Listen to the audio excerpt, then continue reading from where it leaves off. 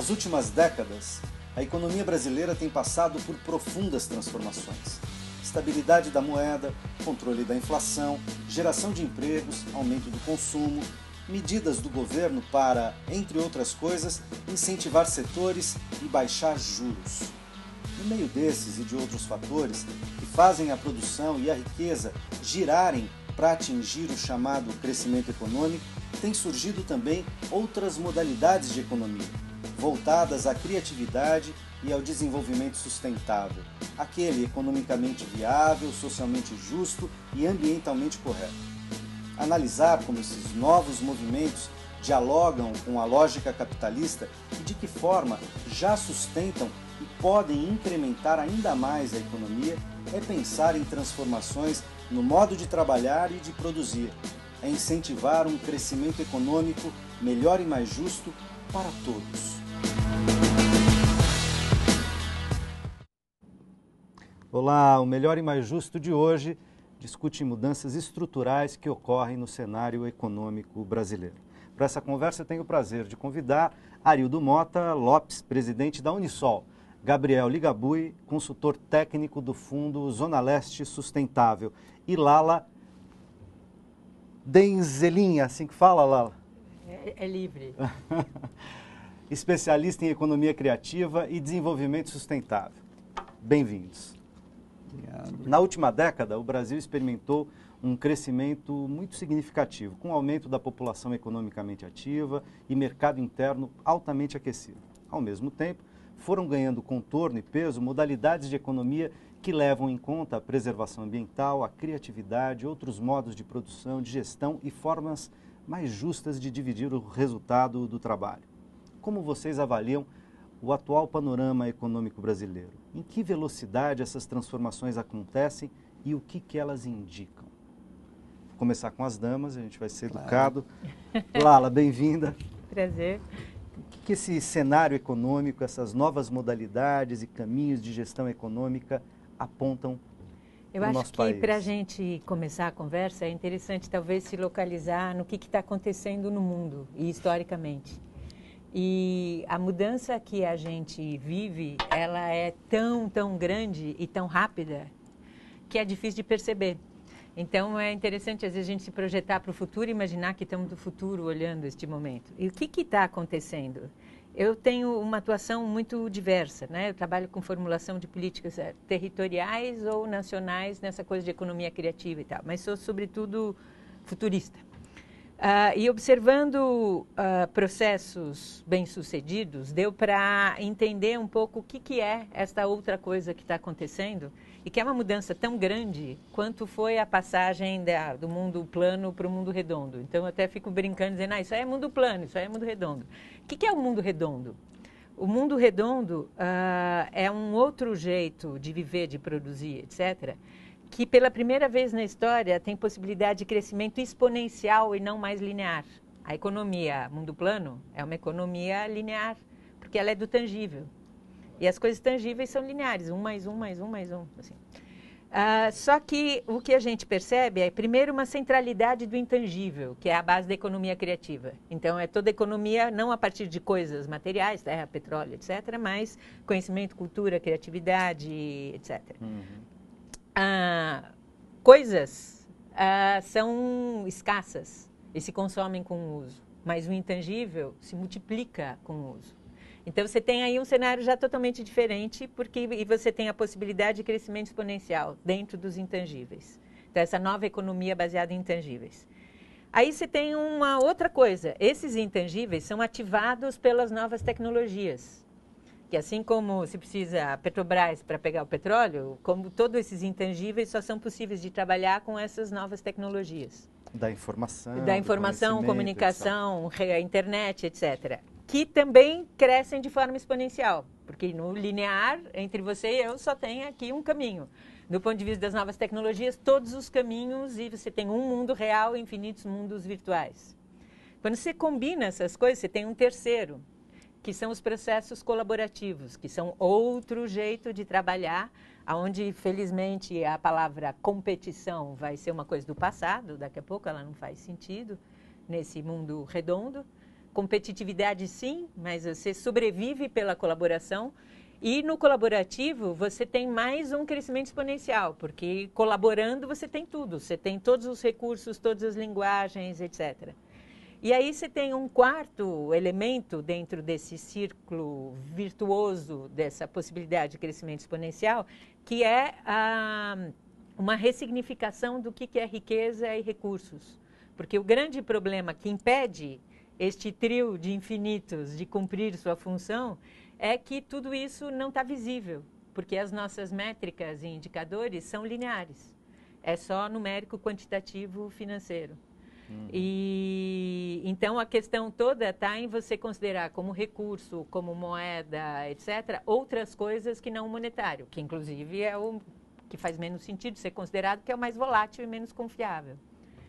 E então essa combinação de fatores está gerando coisas extraordinárias de possibilidade de justo e melhor, que ainda estão invisíveis da grande mídia. Por exemplo, um exemplo. E já te dou. E estão também invisíveis porque o PIB não tem como medir isso. Então, eu te dou um exemplo. Foi feito um estudo nos Estados Unidos de quanto do PIB estadunidense vem da circulação livre de informação.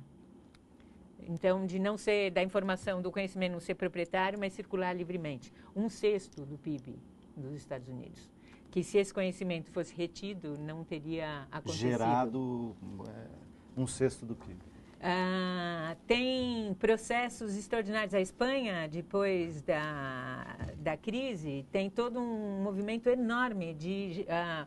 eu estou chamando de urbanismo colaborativo. O Estado não tem mais jeito de fazer a gestão e a sociedade se organiza e ocupa as praças, etc., com processos compartilhados de gestão. Então, você tinha um clube que a prefeitura não conseguiu continuar a obra, a sociedade diz, podemos cuidar? E aí o buraco da piscina que não acabou vira um espaço de performance, e o jardim que não terminou vira uma horta comunitária e por aí vai. E isso está em todos os lados, na produção de conhecimento, em novos modelos de morar, de produzir, de habitar, de trabalho, etc. Portanto, a produção de valor se desloca de lugar, né? Mas deixa eu botar o Gabriel na conversa. Gabriel, bem-vindo.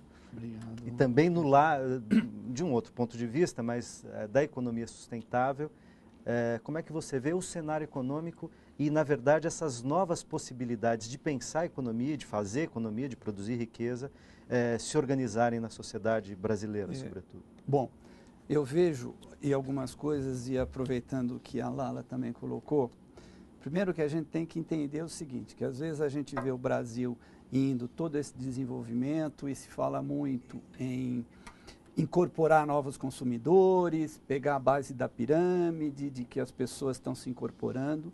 E aí tem uma velha frase que diz o seguinte, transformar o pobre em consumidor não necessariamente mitiga a pobreza estrutural, né?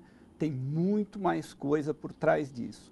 Então, a gente comprar essa receita é meio perverso, porque a gente esconde uma série de coisas. Tem aquela destruição, aquela frase Schumpeter, né, da destruição criativa do capitalismo, e me parece que é um pouco disso. Ele se renova, mas se renova para continuar dentro do formato tradicional.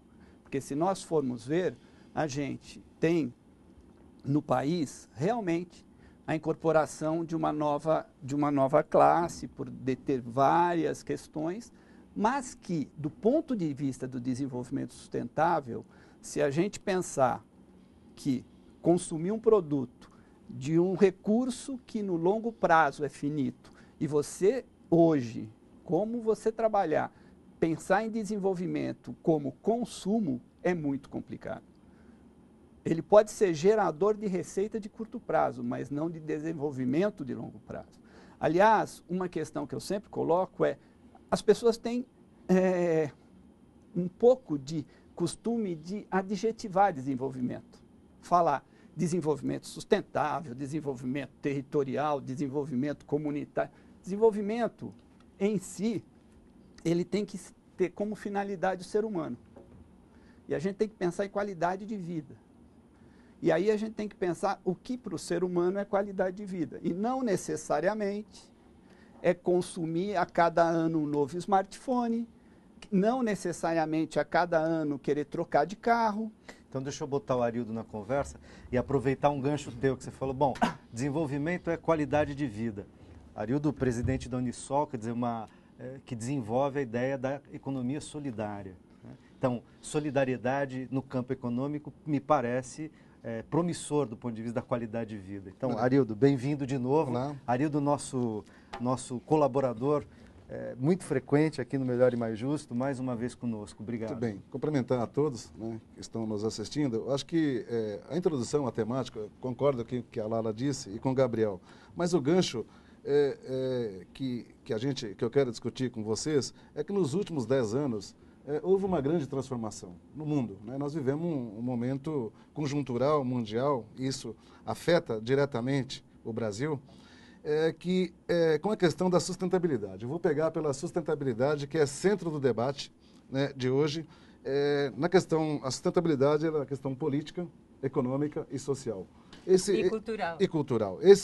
Ambiental. Esse é o grande debate. Mas faltou a quarta perna, né? Se você colocar, podemos colocar, né, assim, a quarta perna. Mas essa discussão, Tuto, dentro dessas mudanças, e aí, uma análise que eu faço, vamos olhar pelo tema da economia solidária. Esse tema a gente tem debatido e vivenciado ele desde meados dos anos 90. Existe uma transformação profunda está acontecendo na sociedade, principalmente brasileira, né, a partir da sociedade ocupar espaços de representação, de decisão. Então, hoje, na minha visão, a gente consegue participar desde o município, dos entes federativos no município, no estado, e fazer uma incidência no governo federal para que nós possamos ter política e políticas que envolvem toda a sociedade brasileira. Do ponto de vista da participação, por isso que eu digo que no Brasil, especialmente, né, nós já vivenciamos várias crises. Eu queria puxar um pouquinho, estamos dizendo aqui de economias e estamos falando do Brasil, mas se nós olharmos o que está passando hoje a Grécia, a Itália, a Espanha, onde nós temos lá jovens de 15 a 24 anos, nós temos, só na Espanha, se contar, são mais de 5 milhões de desempregados. E o que nós fizemos a lição de casa no Brasil, pelas crises, Tuto, que nós passamos, né, nós fizemos a lição de casa, a participação da sociedade civil organizada, né, Gabriel, que isso é visível no Brasil, né, de exigir a participação, participar na elaboração de políticas públicas, não é isso? E pautar o executivo, o legislativo e o judiciário. Então, o que isso tem a ver? Isso tem muito a ver, porque se decide na política qual que é o rumo da economia. Então, eu acho bastante importante esse debate quando nós falamos de economias, porque no campo da economia solidária, se nós olharmos, Gabriel e Lara, nos últimos 10, 12 anos, nós avançamos bastante tudo. Avançamos, claro que tem que se avançar ainda mais, mas desde a questão de construção de marcos regulatórios, que isso incide na economia, como a Lala disse, infelizmente, Tuto, o cooperativismo e a economia solidária no Brasil, somando desde as grandes cooperativas do agronegócio, as pequenas cooperativas, as cooperativas de crédito, ainda nós, se falarmos em termos de PIB, representa 6%. E como a Lala disse, quais as outras economias que nós participamos ativamente, seja desde a questão da troca, né, do fundo solidário, né, das cooperativas de crédito, as relações entre as pessoas locais que não está inserido na economia tradicional. Então, esse é um debate que eu não sei, Lala, como é que quantifica isso, mas tem toda uma economia que está fora da economia formal, tá certo? Por isso, também acho que é importante, hoje o Brasil ele vive o pleno emprego, nós não temos problema hoje, né? Estamos aí com uma taxa de 5,6%, né? De desempregados que estão ativamente na idade de trabalhar.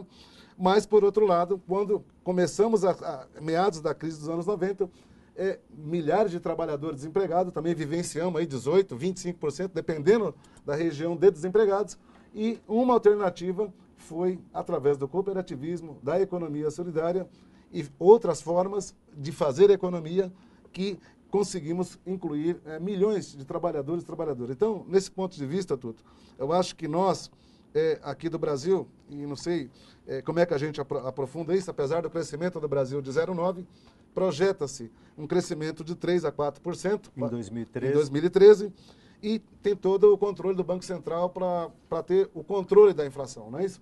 Que tem ali estipulado de 4,5%, não é isso? A 6,5%, mas tudo isso influi. E aí eu peguei o gancho do Gabriel. A questão só do consumo. O consumo é uma forma, e nós temos a capacidade ainda de consumir, enquanto brasileiros e brasileiras, enquanto sociedade, mas toda a crise de 2008 para cá também insere diretamente nas nossas cooperativas, né, no nosso empreendimento da economia solidária, e a gente também precisamos fazer a roda mover. Então, o consumo é uma ferramenta, não é a ferramenta principal para que nós possamos desenvolver. E desenvolvimento no sentido amplo, né? Enquanto ser humano, enquanto inovação tecnológica, né? Enquanto participação da sociedade. Então, acho o debate muito rico. Para usar o enquanto democracia. Perfeito. A gente ainda tem um tempinho, mas eu vou chamar o intervalo para a gente retornar com esse debate no segundo bloco. Até já. A gente...